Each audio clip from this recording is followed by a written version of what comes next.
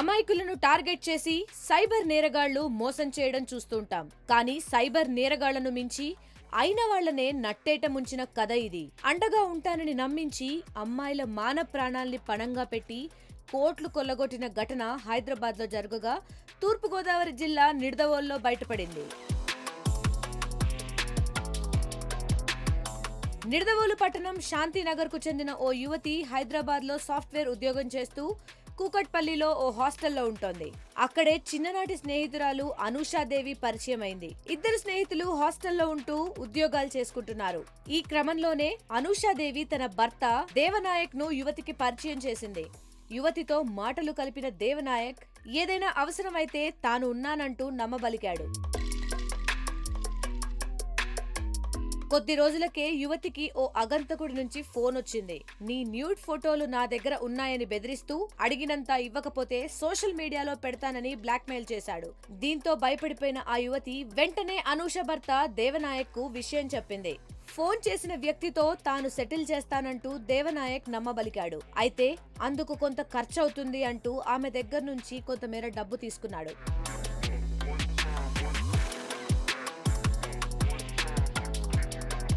Nude వీడియోల విషయంలో అగంతకుడికి తనకు మధ్య గొడవ జరిగిందని, తనకు దెబ్బలు తగిలి ఆస్పత్రిలో ఉన్నానంటూ మరికొంత డబ్బు తీసుకున్నాడు.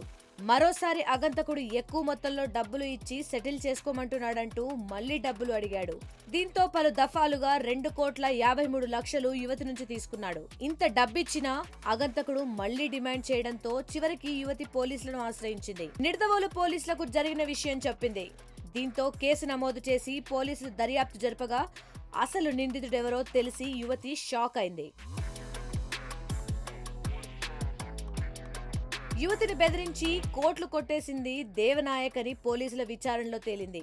ఉద్యోగం చేయకుండా ఖాళీగా తిరుగుతున్న దేవనాయక్ యువతిని న్యూడ్ ఫోటోలు ఉన్నాయంటూ బ్లాక్మెయిల్ చేసినట్లు గుర్తించారు. దేవనాయక్ ను అరెస్ట్ చేసిన పోలీసులు అతని నుంచి 1,80,00,000 వరకు రికవరీ చేశారు.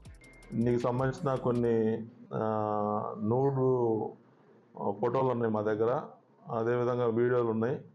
అంటే ఇట్లా తను బాత్రూమ్కి వెళ్ళినప్పుడు తీసామని ఆ విధంగా బ్లాక్మెయిల్ చేసి అమ్మాయిని చిన్నగా భయపెట్టి ఆవిడ దగ్గర నుంచి దపదపాలుగా సుమారు 2,53,76,000 వరకు బ్యాంక్ ట్రాన్సాక్షన్స్ మరియు డైరెక్ట్గా డబ్బులు తీసుకోవటం ఫోన్పే ద్వారా తన అకౌంట్ కి ట్రాన్స్ఫర్ చేసుకున్నాడు. యువతి సొమ్ముతో దేవనాయక్ చేసిన జల్సాలు చూసి పోలీసులే అవాక్కయ్యారు. యువతి నుంచి లాగేసిన సొమ్ముతో విలాసవంతమైన విల్లా, కారు, బైకు కొనుగోలు చేశాడు. అంతేకాదు విశాఖ బీచ్ చూసేందుకు విజయవాడ నుంచి ఫ్లైట్ బుక్ చేసుకుని వెళ్ళొచ్చినట్లు గుర్తించారు. ఇవన్నీ కూడా మనకి కేసు ప్రూవ్ అవుతుంది. అతనికి బ్యాక్గ్రౌండ్ కూడా ఏమీ లేదు. వాళ్ళ తల్లిదండ్రులు గుంటూరు మిర్చి యార్డ్లో డైలీ లేబరు, ఫ్యామిలీ బ్యాక్గ్రౌండ్ కూడా ఏమీ లేదు. కేవలం ఈ అమ్మాయిని బెదిరించి సంపాదించిన డబ్బులతోటే వాడు ఇల్లు కొన్నాడు, కారు కొన్నాడు, బుల్లెట్ కొన్నాడు, గోల్డ్ కొన్నాడు. వైజాగ్ బీచ్ చూడటానికి కూడా విజయవాడ నుంచి ఫ్లైట్లో వెళ్ళి బీచ్ చూసి ఒక రోజు అక్కడ స్పెండ్ చేసి మళ్ళీ వెనక్కి వచ్చారు. అంత లగ్జరీ లైఫ్ ఈ అక్రమం డబ్బుతోటి అతను ఎంజాయ్ చేస్తున్నాడు. ఇలాంటి మోసాలకు ఎవరైనా గురైతే మొదట్లోనే పోలీసులను ఆశ్రయించాలని కోరుతున్నారు. ఆ యువతి కుటుంబం ఉన్న ఆస్తి అమ్ముకొని అప్పులు చేసి మరీ డబ్బులు ఇచ్చినట్లు తెలిపారు.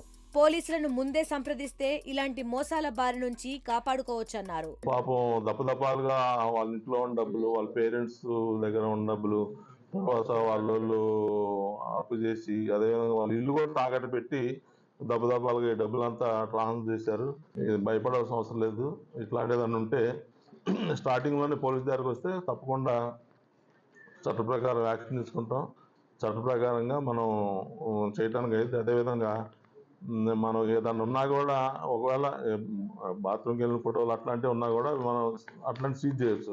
ప్రజెంట్ అయితే అతని ఫోన్లో కూడా మనం వెరిఫై చేసాం, నెట్లో కూడా చూసాం, ఎక్కడ కూడా అట్లాంటి వీడియోలు కూడా దొరకలేదు.